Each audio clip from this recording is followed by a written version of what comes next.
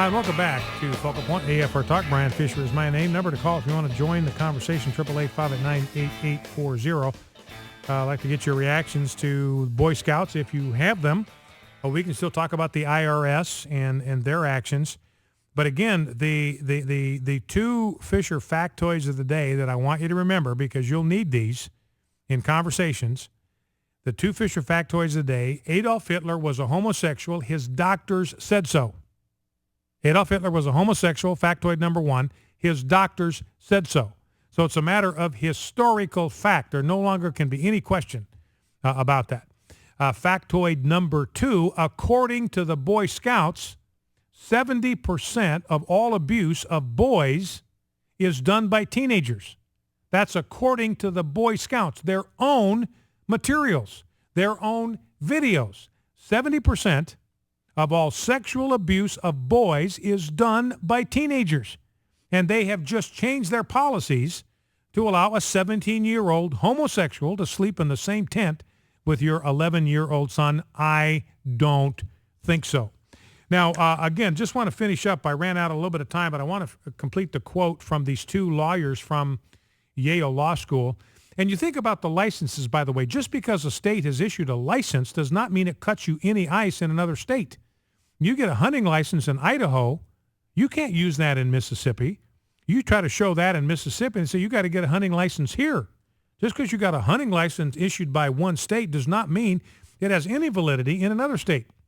If you practice medicine, you get licensed in one state, you move, you got to get licensed all over again. You're a plumber, get licensed in one state, got to get licensed in another. You practice law or you practice medicine, get licensed in one state, you got to get licensed in another state. You know, if you want to prove me right, try to use the concealed carry permit license. Use the license issued by the state of Texas that allows you to carry concealed. Try using that in New York City and see how far you get with that. Call me when you get out on bail. So clearly the full faith and credit business has some very severe limitations. Again, this is the Creighton Law Review. States have always, Patrick Joseph Borcher, states have always retained the power to refuse to recognize some out-of-state marriages that violate their expressions of public policy. And he gave two or three examples: underage spouses, bigamists. If you get married to two people in one state and you try to go to another state, not going to be recognized if it's a bigamist marriage, and so forth. One example he gave is a woman that married her son-in-law. So the son-in-law apparently gets divorced from her daughter and she marries him. Well, that was legal in the state where the marriage was done. It was illegal in the state that they moved to, and the state didn't recognize it because it was not a legally valid marriage in that state. It had to do with the settling of a will and so forth. Now, these two Yale lawyers, let me read this again. Long-standing precedent from around the country holds that a state need not recognize a marriage entered into another state with different marriage laws if those laws are contrary to strongly held local public policy. The granting of a marriage license has always been treated differently than a court award, which is indeed entitled to full interstate recognition. So again, notice the difference between a law and a court award. And they say that this has been applied to foreign marriages between first cousins, persons too recently divorced, persons of different races, and persons under the age of consent. So states don't have to recognize any marriage that's contrary to their own public policy. One of the cases was, again, where somebody had gotten divorced in one state. They moved to another state. They got married, moved to another state, and the second state did not recognize the marriage because they had not been divorced long enough in the state to which they moved before they got remarried. In the state from which they moved, their marriage is perfectly legal. The waiting period after divorce, they satisfied that requirement. In the state to which they moved, they hadn't waited long enough, and the state did not recognize their marriage as a valid marriage. Here's a law professor at Northwestern. No state has ever been required by the full faith and credit clause to recognize any marriage they didn't want to. So here's my hope that the Supreme Court will have enough constitutional sense to make the right decision here and realize now the risk if the Supreme Court says if a marriage is performed in one state, doesn't matter what that arrangement is, every other state in the union has to accept that as a valid domestic union, as a valid marriage. Now realize there's a massive movement now toward polygamy. Even writers and and left-wing websites like Salon and Slate have written articles pushing polygamy. So what this means, if the Supreme Court says you got to accept a gay marriage, even if it's against your state's constitution, well, what happens when the first state recognizes polygamy? It's going to happen.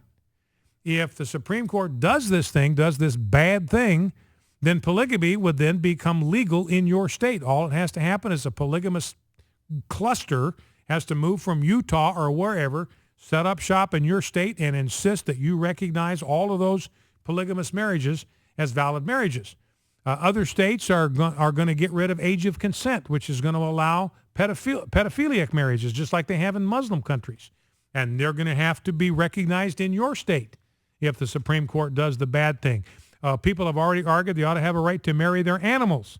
At some point, PETA's going to go out that and argue for that, and some states are going to be dumb enough to do it, and that would legalize bestiality in your state. So here's hoping that the Supreme Court will have enough constitutional sense, enough moral decency, and enough foresight not to make a catastrophic blunder here. So my hope is that the Supreme Court will give full faith and credit to the 30 states whose constitutions forbid same-sex marriage. If it doesn't, it will be too late for America. If they don't do this, if they will be opening the door then not only to same-sex marriage, they will be opening the door to transsexual marriages, they will be opening the door to polygamy, they will be opening the door to incest, they will be opening the door to pedophilia, they will be opening the door to bestiality, and it will be at that point too late for America. We will have become Rome. We will not be slouching toward Gomorrah. We will be bull rushing Gomorrah at warp speed.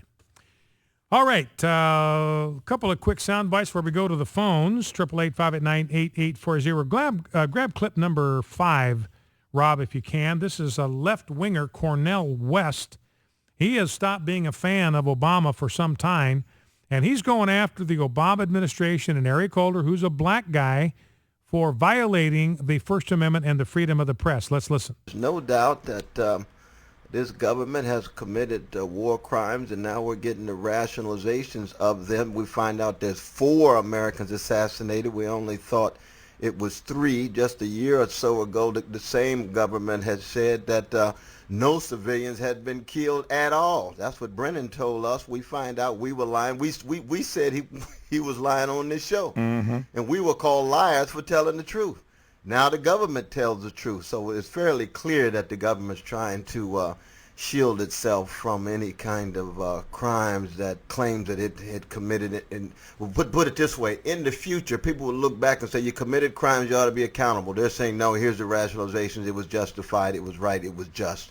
The arguments are weak, but that's going to be the major story. But, of course, the violation of Brother James Rosen's rights, even with Fox News, he's just doing his job, and to violate his rights, to tap his phones and to get into his private information is just wrong. So I think more and more we're beginning to see this kind of autocratic character.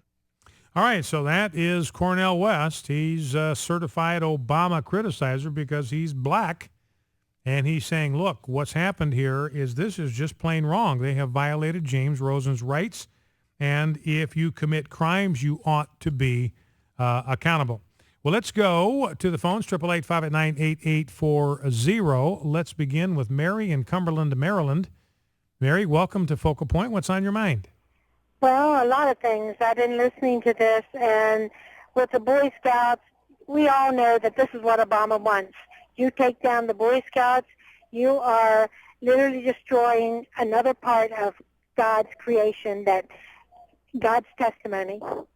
And he wants to get God out of our country.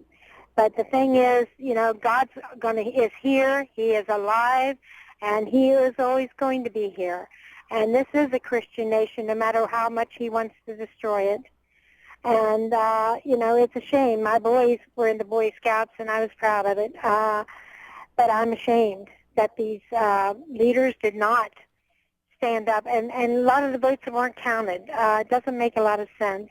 But we just need to give it to God. And God is bigger than all this, and he can take care of it. All right, Mary. This thing with this divorces and the marriages, God made that union between man and woman. And our congressmen, our leaders, we need to call and let them know that we're not going to stand for this. Our own congressman, O'Malley, I cannot believe that, he stood for one thing when he was running, and then he turns around and does something else. And I'm ashamed to say I voted for him, but I will never vote again for him. I don't know if he can even run again, but I would. And, we really have to, you think you're getting all the information. Mm-hmm. You're searching, you're reading all you can about these people that are voting. But Obama, God showed me what he was from day one. And when he said he was a Muslim, and he says, "Oh, you mean a Christian?" Oh, he says, "Oh, yeah."